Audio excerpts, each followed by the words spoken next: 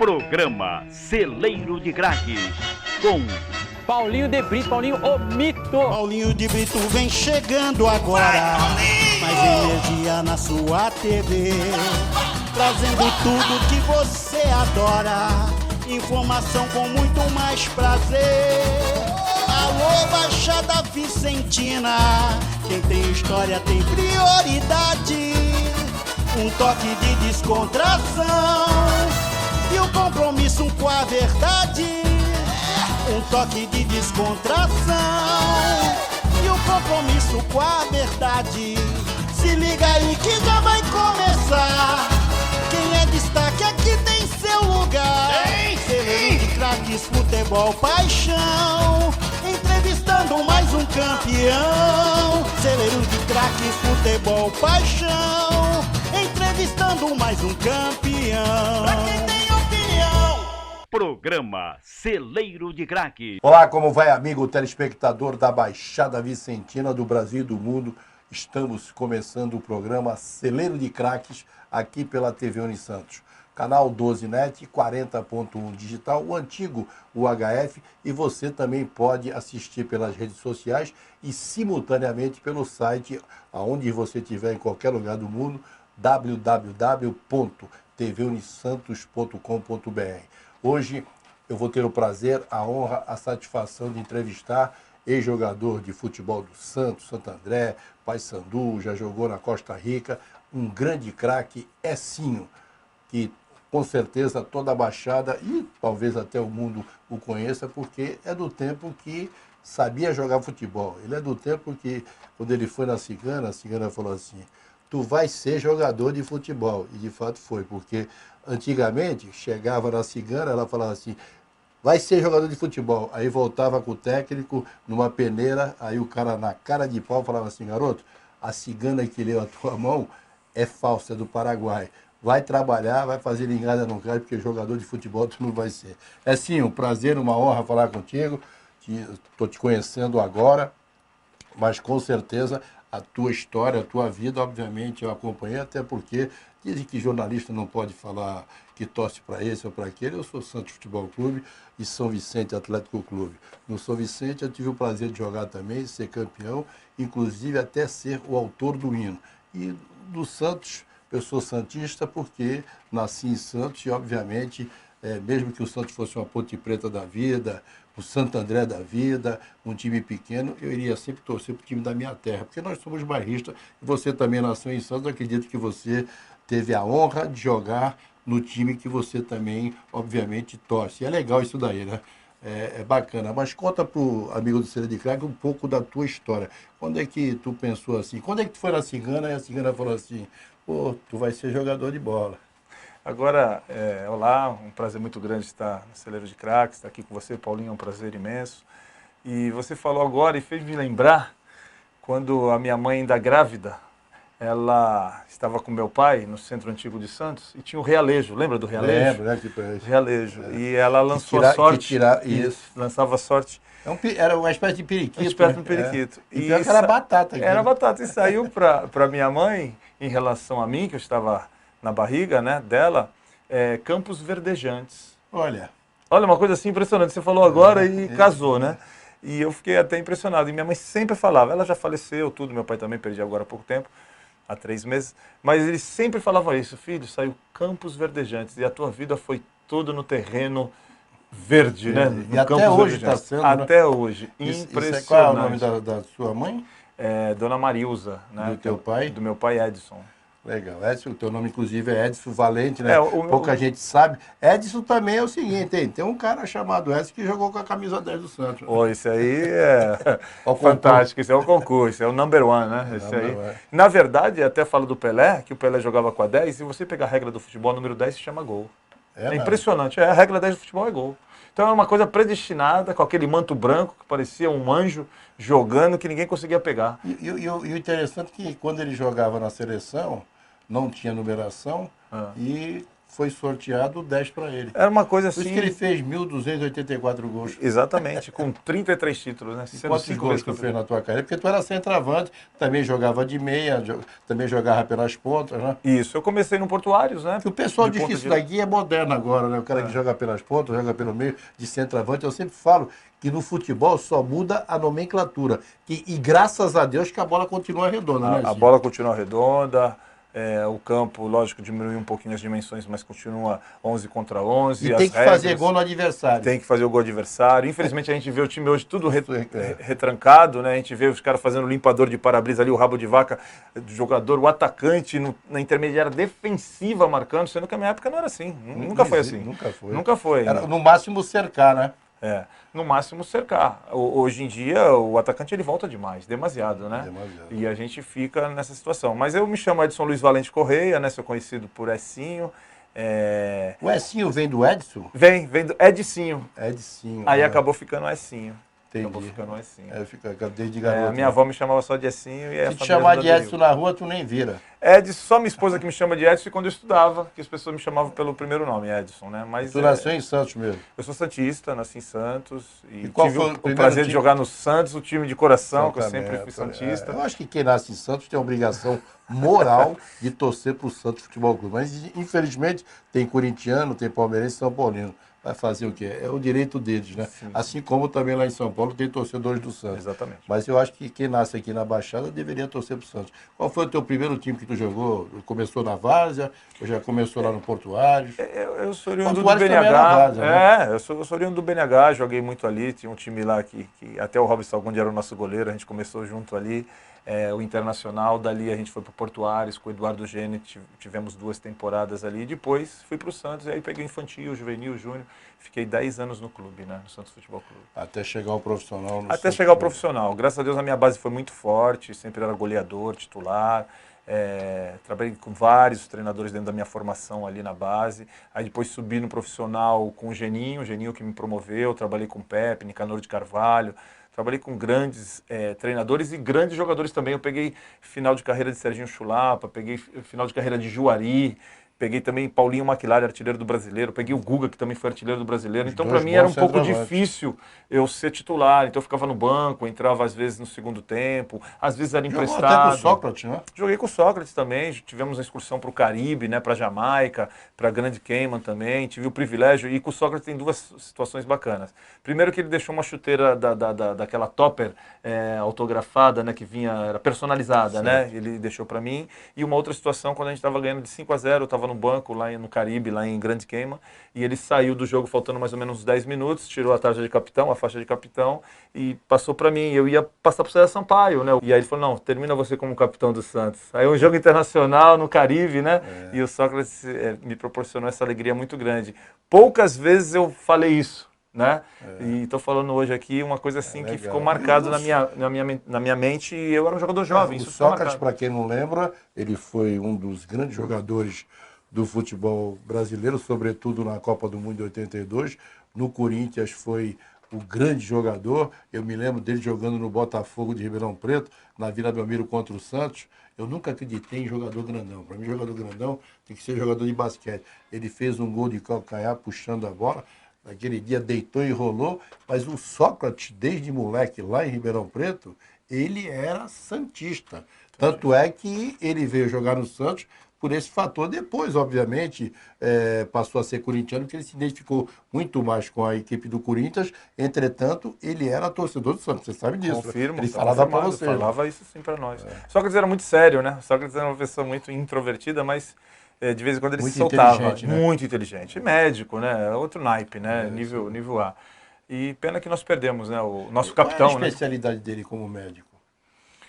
Eu não sei se era, agora eu vou ficar te devendo, não sei se era clínico geral, agora eu não sei. Uma coisa é certa, se o Sócrates fosse de fazer cirurgias, se um dia caísse com ele, eu ia falar, tomou alguma cervejinha? Não tomou, então tudo bem.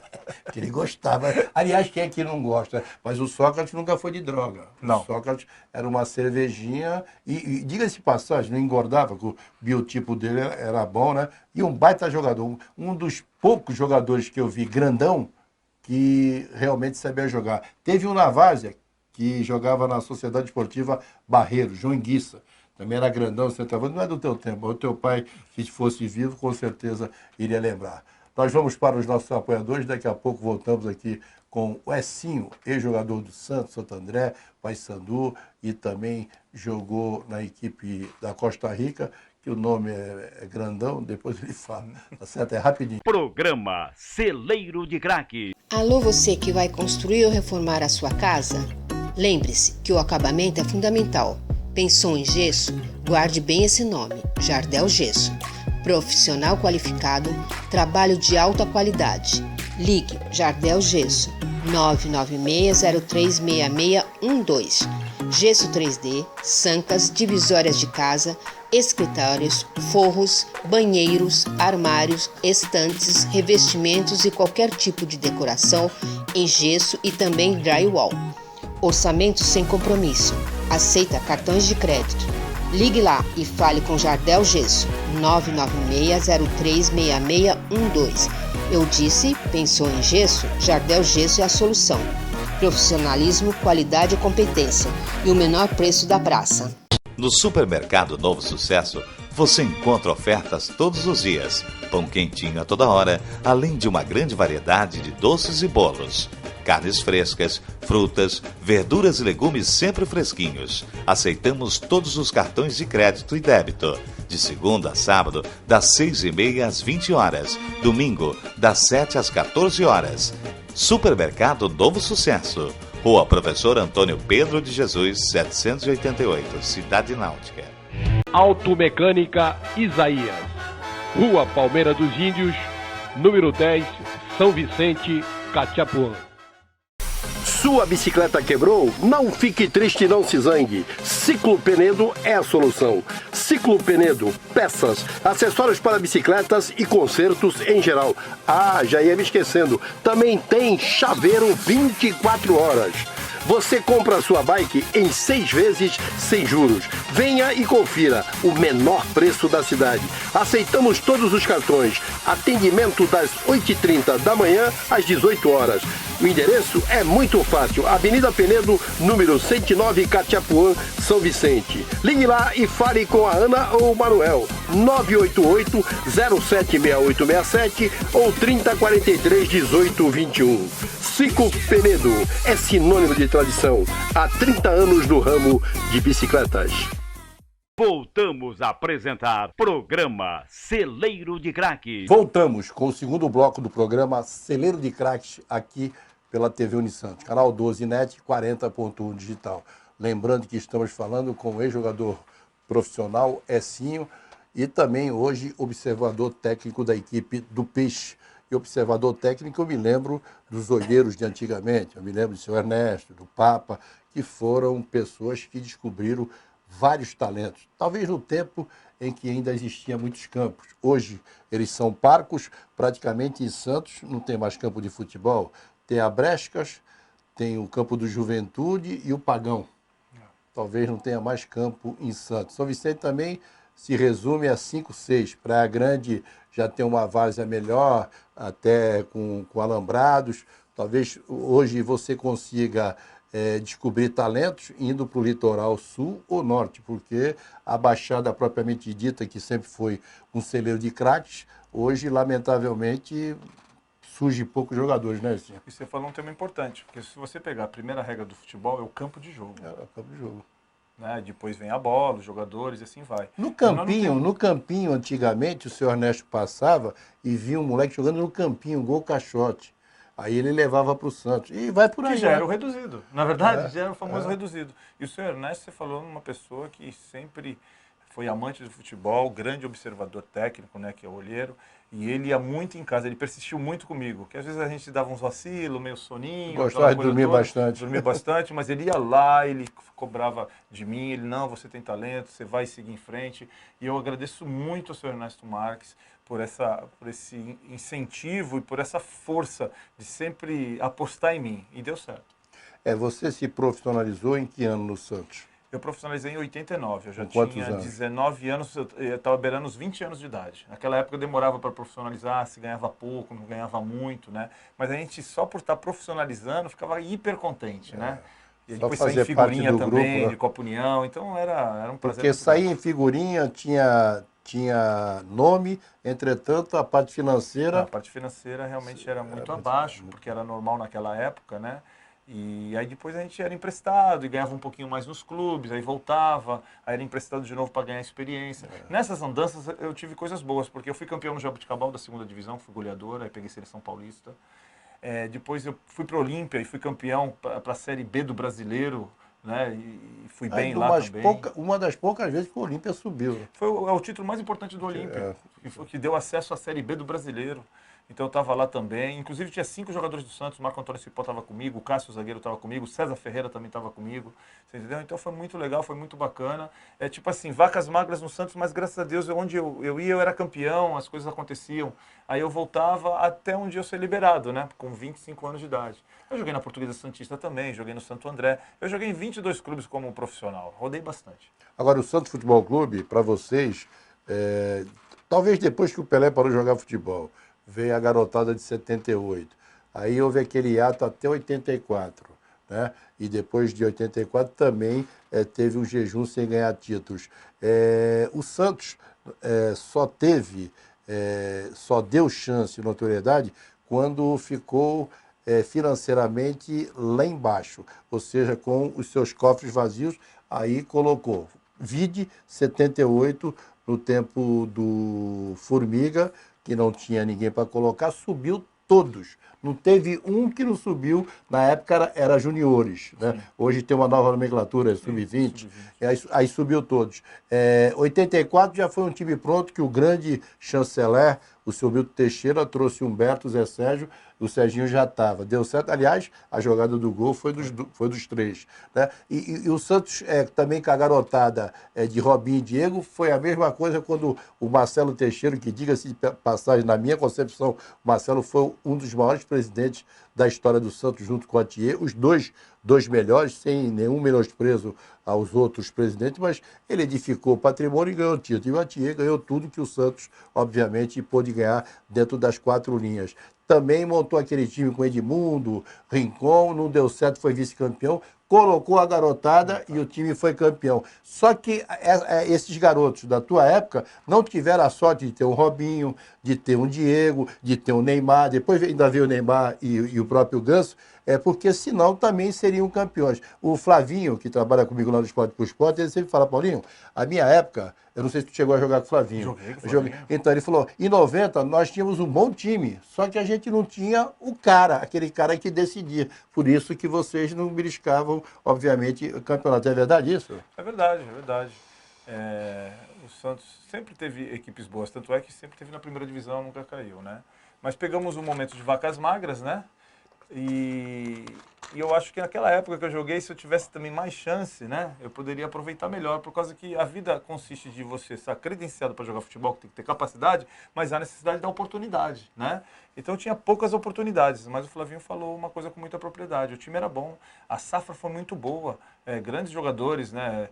Flavinho, Axel, eu. Tinha jogadores, por exemplo, o Axel foi depois jogar na Espanha, jogou no São Paulo. Né? O Flavinho também teve no Criciúma, Bahia. Eu também tive Ponte Preta, eu também tive minha rodagem dentro do futebol, rodei bastante, joguei até os meus 36 anos de idade, né? Para aquela época, eu tive longevidade no futebol, né? Com 35, 33, 35, era considerado velho até. Velho, e eu fui até os 36, então quer dizer, eu tenho minha vida resolvida. Se eu morrer hoje, eu morro muito feliz, porque eu joguei no Santos, eu queria casar, casei, eu queria ser campeão, fui campeão, queria jogar fora do Brasil, joguei, tive passagem na seleção brasileira também no futebol feminino. Então, assim, Deus foi muito generoso comigo, eu conquistei muitas coisas através do futebol. E até hoje está dentro do futebol, né? Até hoje, como observador técnico, olheiro, né? Muda a nomenclatura, mas é a mesma coisa, né? Mesma coisa. Aí eu faço parte de visitar as franquias do Santos, que é uma receita para o clube limpa, de quase 60 franquias, né? Eu fui agora em Manaus, eu fui em Macapá, eu fui em Ribeirão Preto, Campinas, a região todinha aí de São Paulo, né? As cidades aí próximas também, a capital, a metrópole. Então, Guarujá, Santos, enfim. Isso é legal, você trazer talentos, novas pérolas para o Santos. Tu tá junto com o Balu lá no... Tá eu, o Balu, o Lima, que é o nosso ancião, que é o mais velho, né? Tem o Basílio também, aquele atacante que jogou na época do Carequinha, era veloz. Ele pega muita região lá do interior de São Paulo. E tem o Bahia, esqueci o nome dele agora, o João, que pega o setor da Bahia e Nordeste. Tá certo. Nós vamos para os nossos apoiadores. Daqui a pouco voltamos aqui com Ecinho, ex-jogador de futebol de várias equipes. Vai contar também a passagem que ele teve na Costa Rica. Muita gente torcia o nariz para a Costa Rica, mas aí teve uma Copa do Mundo, a Costa Rica veio aqui, né, e complicou a vida de muita gente. É rapidinho. Programa Celeiro de Craque. Jason Despachante. Telefone 3561-4034. Jason Despachante. Alô, você que vai construir ou reformar a sua casa. Lembre-se que acabamento é fundamental. Pensou em gesso? Guarde bem esse nome, Jardel Gesso. Profissional qualificado, trabalho de alta qualidade. Ligue Jardel Gesso, 996036612. Gesso 3D, sancas, divisórias de casas, escritórios, forros, banheiros, armários, estantes, revestimentos e qualquer tipo de decoração em gesso e também drywall. Orçamento sem compromisso. Aceita cartões. Ligue lá e fale com Jardel Gesso. 996036612. Eu disse 996036612. Pensou em gesso? Jardel Gesso é a solução. Grupo Paco Reciclagem, trabalhando com respeito e responsabilidade. Reciclando, transformando e fazendo o mundo melhor. O Grupo Paco é uma empresa de reciclagem que oferece serviço de coleta de recicláveis, trituração de documentos confidenciais, serviço de qualidade nas melhores empresas da região. Reciclando, transformando e fazendo o mundo melhor. Grupo Paco Reciclagem é sinônimo de tradição há 50 anos no mercado. Automotoescola Monte Carlo, a universidade das autoescolas. A única com todas as categorias. Moto A, carro B, caminhão C, ônibus B e carreta. Telefone 3469-4532. Ligue lá, 3469-4532. Rua Ipiranga, 237, Centro de São Vicente. Automotoescola Monte Carlo, a Universidade das Autoescolas. Voltamos a apresentar programa Celeiro de Craque. Voltamos com o terceiro e último bloco do programa Celeiro de Craque aqui pela TV Unisantos. Canal 12net, 40.1 digital. Lembrando que estamos falando com o ex-craque do Santos Futebol Clube, Ecinho. Ecinho, você realmente rodou, jogou até os 36 anos, mas o melhor período, eu acredito que o melhor período para você foi ascender ao profissional jogando pelo Santos Futebol Clube. Mas na Costa Rica foi o grande momento, você foi bicampeão, enfim, lá você era um ídolo, né? Sem dúvida. Aqui no Brasil eu sou mais um, né? Lá em Costa Rica fazia diferença, graças a Deus, né? Humildemente falando.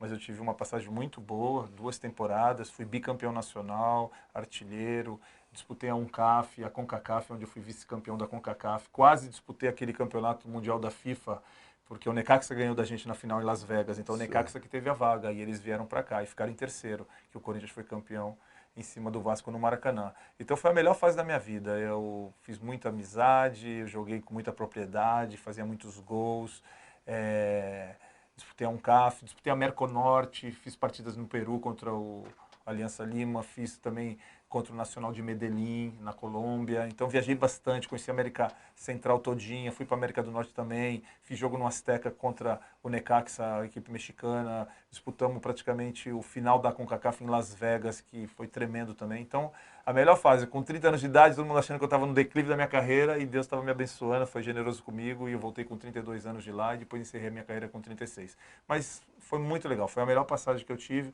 O Sócrates até falava que a melhor fase dele foi quando ele chegou com uns 28, 29 anos de idade, que tinha a experiência, a maturidade, junto com a vitalidade ainda, porque era jovem.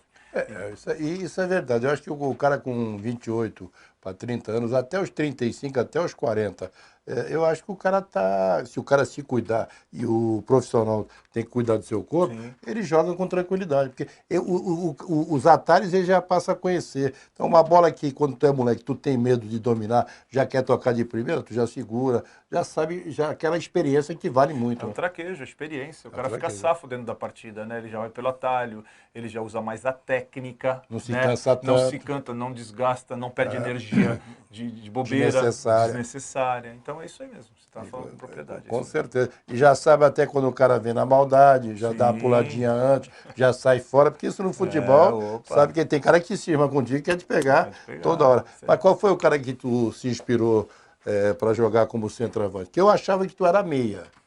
Por incrível que eu lembrava de você como meia, e na verdade tu foi centroavante. Eu até, em alguns clubes, o pessoal tentava me colocar um pouquinho de meia, porque eu me movimentava muito, né? Eu sempre... É que tu sabia jogar, fazer um 2. Dificilmente um centroavante na tua época era mais aquele centroavante de área.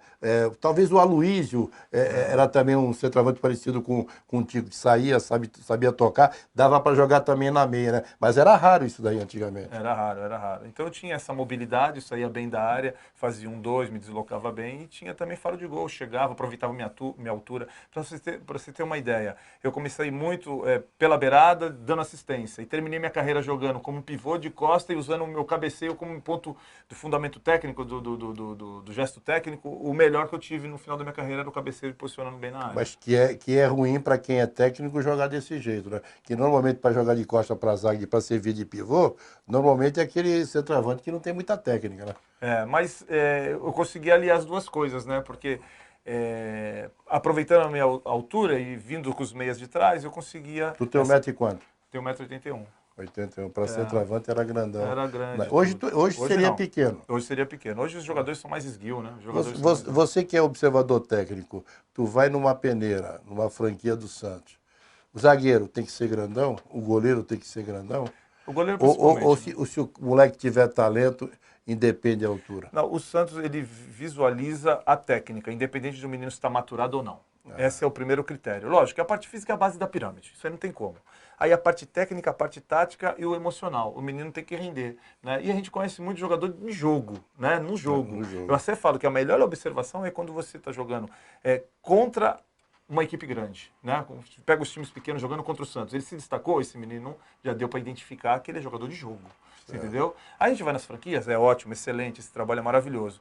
Mas nada como você se destacar em partidas oficiais. E vocês assistem, como observadores técnicos, a partida inteira, uma partida só o garoto, ou 2, 3? Não, a gente acompanha 2, 3. Tem vezes que indicam a gente para ver Beltrano, Ciclano, a gente vai atrás. Tem as franquias, tem as avaliações abertas. Mais de 11 mil atletas que a gente vê num ano, você entendeu? E consegue aí lapidar, pegar um ou outro para poder virar, né? Você sabe que o gargalo, ele afunila mesmo, é difícil.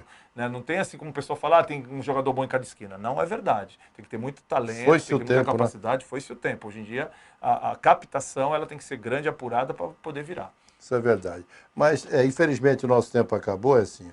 Eu gostaria que você... Eu sempre pergunto para os ex-jogadores, pessoas que que chegaram lá, porque é difícil ser profissional, não é fácil. Deixe uma mensagem para o garoto que está do outro lado e, de repente, quer enveredar pela mesma carreira, ser um jogador profissional. Qual é o conselho que você dá? O primeiro, obviamente, é cuidar do corpo e nunca usar droga. Droga é uma droga, não é isso? Assim? Sem dúvida nenhuma. Eu sempre falo, por onde eu tenho ido, quem obedece é feliz, quem desobedece sofre. O cara que é desobediente ao pai, é desobediente ao tutor, é desobediente ao professor, ao treinador, ele já tem vida curta. Aí sem falar de droga, sem falar de gandaia, de esbórnia, né? O cara que só fica na noite bebendo, esse não tem vida curta, tem vida curta. Então, além de ter técnica, que é a primeira coisa que tem que ser capaz, tem que ter capacidade, domínio da profissão. Na verdade, os dois gestos técnicos, um bom domínio, um bom passe, que é o mínimo que o atleta tem que ter, ele tem que estar bem fisicamente, ele tem que se esforçar, ele tem que ouvir os treinadores que têm mais experiência. É por aí que se alavanca. Agora, tem muito vendedor de ilusão. Tem muita gente que vende ilusão, falando que o menino é bom, e aí eu acho que tem que usar de transparência, tete a tete, olho no olho, e falar a verdade, com educação, com respeito, com carinho, com amor, mas tem que falar a verdade. Eu tenho um filho de 17 anos, eu podia chegar e colocar no Santos. Ele foi federado, jogou na Portuguesa Santista, tem um pouquinho de bagagem. Eu falei, filho, não está mais. Eu vejo pelo olho clínico, eu vejo pelo lado profissional e não pelo lado paterno. Né? E hoje tem muita gente se iludindo, muita gente querendo se iludir, entendeu? Que não tem na verdade, tem muita gente se locupletando em cima dessa ilusão. Sim. Porque o pai, coitado, ele vai ser jogador de futebol. paga a gente até o cara chegar a 18 anos aí vê que não é nada disso. Parece aquele pessoal que tira o dízimo, né? Não tem diferença nenhuma. Essa que é a grande verdade. A pessoa acaba se iludindo, né? Porque acha que o filho tem condição, ou quer se realizar no filho, e aí perde tempo. O menino podia fazer um Senac, ele podia fazer cursos de profissionalizante, crescer, cursos de idiomas, fica para trás, por causa que ele acha que vai ser jogador, passa 2, 3, 4, 5 anos, perde dinheiro, não alcança o sonho, fica frustrado e não consegue ser feliz daquilo que ele queria ser. E dificilmente um pai enxerga aquilo que tu enxergou com o teu filho, porque normalmente parece que tem uma venda, né? E acha que o filho vai ser a redenção econômica e, na verdade, a gente sabe que infelizmente não tem aquele futebol para ser profissional. Mas você falou tudo. A vida é feita de 2 caminhos. Você que está do outro lado, principalmente garoto, o caminho certo e o caminho errado. No caminho certo, você tem condições, obviamente, de crescer. No caminho errado, é aqueles que não obedecem os professores, os pais, que vivem à margem. E, normalmente, quem vive à margem, né, fica como a maioria dos torcedores de um time de futebol no estado de São Paulo, ou seja, encana. Um abraço, que é o Corinthians. Um abraço e fique com Deus. Voltamos a apresentar programa Celeiro de Craque.